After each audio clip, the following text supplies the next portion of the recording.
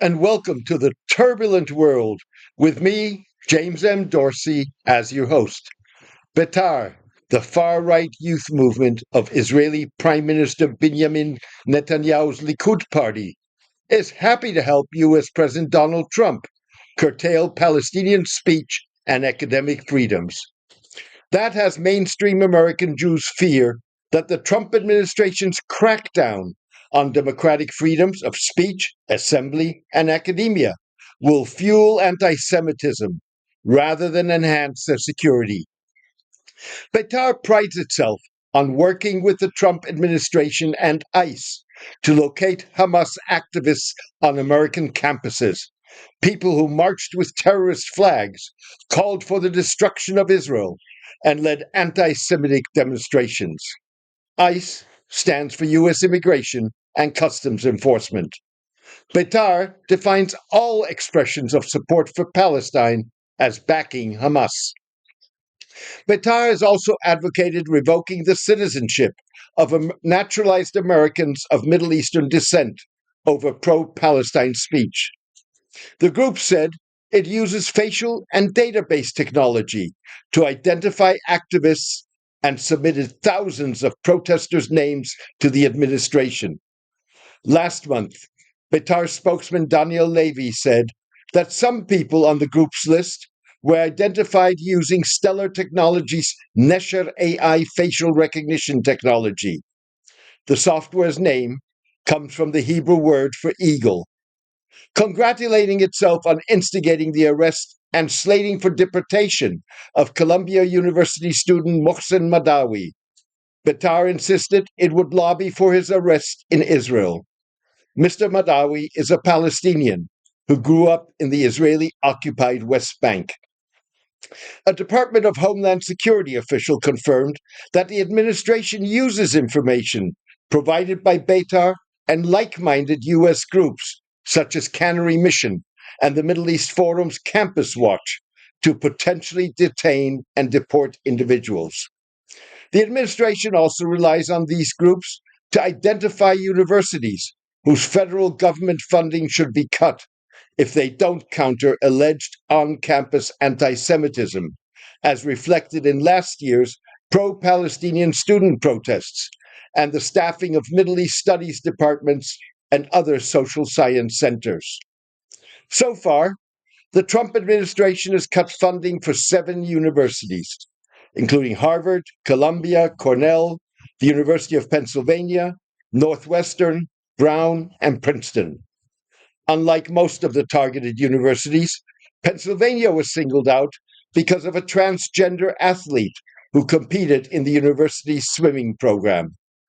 Mr. Trump promised on last year's campaign trail to counter critical race theory, transgender insanity, and other inappropriate racial, sexual, or political content in education. This week, Harvard University sued the Trump administration, challenging its decision to cut more than $2 billion in grants in what promises to be a groundbreaking judicial showdown between the government and one of the United States' most prestigious private educational institutions.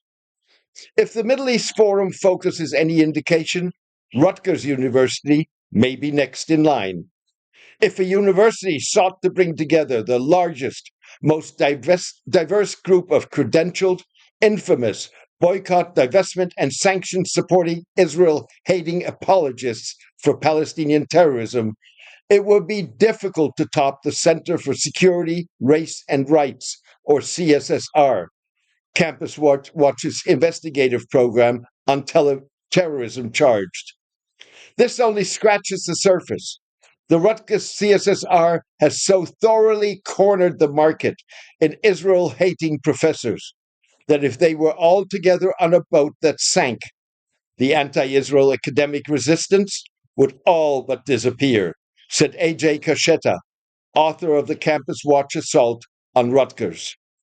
Betar and the Trump administration's targeting of activists and academia appears to be informed by the conservative Washington-based Heritage Foundation's Project Esther, which seeks to combat anti-Semitism. The project was named after the Queen, said to have saved Jews from genocide in ancient Persia. The project recommends the equivalent of a scavenger hunt, including a purge of curricula and the undermining of targeted faculty, followed by the expulsion of foreign students accused of violating visa regulations. Critics charged the project involved the targeting of liberals and leftists, including Hungarian-born Jewish Holocaust survivor and philanthropist George Soros, and his son Alex, whom Betar denounces as capos, Nazi concentration camp inmates who supervised forced labor and fulfilled administrative tasks. To tighten relations with Mr. Trump's militant base, Betar has sought to build ties to the Proud Boys, a violent far-right group whose members, allegedly encouraged by the president, participated in the January 6, 2021 storming of the U.S. Congress in an attempt to prevent lawmakers from confirming Joe Biden's winning of the 2020 presidential election.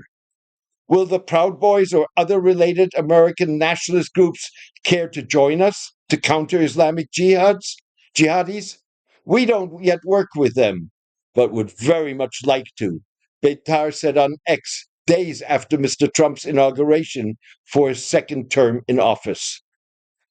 Mr. Trump emboldened Betar's vigilantism with two of his executive orders, additional measures to combat anti-Semitism, issued in the first days of his second term, that demands the removal of resident aliens who violate our laws, and an anti-immigration order that called for increased vetting and barring of visa holders and people trying to enter the U.S. based on their political and cultural views.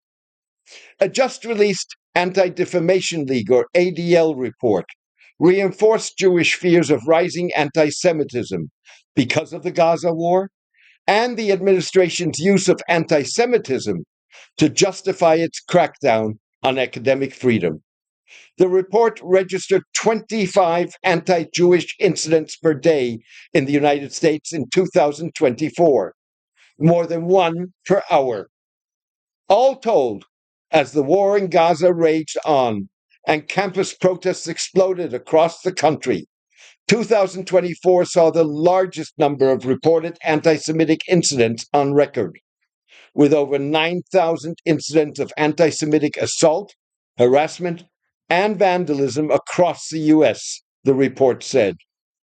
The stark increase in 2023 and 2024 was partly the result of the ADL's classification as anti-Semitic expressions of opposition to Zionism, as well as support for resistance against Israel or Zionists, including, for instance, the spray painting of Free Gaza in public spaces. Mainstream American Jews are not the only ones who fear a backlash. So do Israeli scholars, some Jewish Trump supporters, and non-Jewish conservatives. Jason Greenblatt, a Trump international negotiator in the president's first administration and current head of the Anti-Defamation League, added Betar to the League's glossary of extremism and hate database in February. Betar is the only Jewish group in the database. ADL charged that Betar openly embraces Islamophobia and harasses Muslims online and in person. Mr. Greenblatt, in a further indication that the League fears that the crackdown on universities may endanger Jews rather than enhance their security, recently warned that protecting Jewish students shouldn't require us to shred the norms that we use to protect other people, a reference to democratic and academic freedoms. We were glad to see the administration taking action, but the pattern of behavior since then has raised concerns that would be easy to address by being transparent about the charges, by creating a means by which the act of due process is clear, Mr. Greenblatt added. Mr. Greenblatt said he worried about the overreach that could kill the golden goose of U.S. higher education that fuels innovation, enables economic prowess, and is so important to our scientific leadership on the planet. Mr. Greenblatt indicated that the detention of Turkish Tufts doctoral student Rumeysa Öztürk prompted his concern. Mrs. Öztürk was one of 4 students who last year wrote an op-ed in the Tufts Daily, criticizing the university's response to its community union Senate, passing resolutions that demanded Tufts acknowledge the Palestinian genocide and divest from companies with direct or indirect ties to Israel. Department of Homeland Security agents nabbed Mrs. Öztürk off the street in Somerville, Massachusetts in late March. You cannot arrest people or eject people from the country because they are bigoted or racist. That's not a crime. That has never been an offense, Mr. Greenblatt said. ADL's blacklisting of Betar and Mr. Greenblatt's remarks were noteworthy, given that the League, despite its history as a civil rights organization, has long supported racist policing, surveillance of progressive groups, and cozying up to alleged anti-Semites, provided they support Israel. The ground for Trump's attacks has been well prepared by all manner of Zionist Jewish entities, with the Anti-Defamation League at the front, said scholars Jeff Melnick and Jesse Lee Rubin. Mr. Melnick is an American Studies professor at the University of Massachusetts, which, like Rutgers, is one of the latest educational institutions targeted by Betar and others. Mrs. Rubin is a Columbia University PhD candidate. In an email last September to University of California, Davis, Chancellor Linda Katehi, ADL called for security and discipline during an upcoming pro-Palestinian protest. ADL advised Mrs. Katehi to send a senior university official to potentially hostile events, and prior to the start of the event, have him or her remind those in attendance of university codes of conduct regarding free speech and civil discourse. ADL described the organizer of the event, American Muslims for Palestine, as the leading organization providing anti-Zionist training and education to students and Muslim community organizations around the country. All in all, an effort to isolate and demonize Israel and Jewish communal organizations. Charlie Kirk, a conservative activist who established Turning Point USA, a nonprofit that campaigns for conservative politics in American education, warned that Mr. Trump's crackdown on freedoms of expression, assembly, and academia threatened fundamental U.S. freedoms. Mr. Kirk warned that the crackdown would fuel rather than reduce anti-Semitism. A government organized around jailing, impoverishing, or silencing people based on racism is what our enemies wanted. We should not repeat their mistakes just because some keffiyeh-wearing communists are protesting on campus, Mr. Kirk cautioned. Once anti-Semitism becomes valid grounds to censor or even imprison somebody, there will be frantic efforts to label all kinds of speech as anti-Semitic. Not only that, but all of this won't work. A legal crackdown won't make anti-Semitism go away. In the long run, it would make it worse, Mr. Kirk added. This week, more than 200 Israeli academics accused Mr. Trump in an open letter of fostering anti-Jewish sentiment and cynically exploiting the fight against anti-Semitism to clamp down on academia. The academics warned that the president was exploiting the fight against anti-Semitism in a way that easily lends itself to chauvinistic, exclusivist, and racist tropes. Prominent Yale University medical researcher Naftali Kaminsky recalled the Jewish person sitting next to him at a recent physician-scientist meeting as saying, "And now they will blame us for this mess," when a participant noted that his grant had been canceled because of the administration's funding cuts. The more I thought about it, the clearer it became. The Trump administration is not weaponizing anti-Semitism to suppress pro-Palestinians on campus. They are weaponizing the discomfort experienced by some Jewish students amid mostly peaceful pro-Palestinian protests to suppress academic freedom, freedom of speech, and independent research at America's most prestigious institutions. And when they succeed, they will indeed blame us, the Jews. And the horrific truth is, they will have a smoking gun, Mr. Kaminsky said. The problem for Jewish Americans like Mr. Kaminsky is that the lines between the Jewish far right and mainstream Jewry are at times blurred. Jewish Currents reported this month that Robert Fromer, a board member of the influential Washington Institute for Near East Policy, had donated $20,000 to Cannery Mission through his Ann and Robert Fromer Charitable Foundation in 2023, alongside multiple other American Jewish entities. The donation was routed through the Central Fund of Israel, a nonprofit that enables tax-exempt contributions to Israeli settlements in the West Bank. Last month, Cannery Mission asserted that its doxing of Mrs. Öztürk led to her detention. The blurring of the lines exploded last November on the streets of Amsterdam when Maccabi Tel Aviv FC and Dutch club Ajax fans clashed on the streets of Amsterdam after a UEFA Europa League match. A Dutch WhatsApp group called in advance for a Jew hunt. One of the Israeli detractors shouted, "Cancer Jews, run! Cancer Jews! Dirty cancer Jews! Dirty cancer Jews!" as he recorded how Maccabi fans ran down a street, apparently trying to flee the angry crowd. The incident occurred a day after a video caught the Israelis pulling Palestinian flags from houses, chanting racist anti-Arab slogans, assaulting people, and vandalizing local property.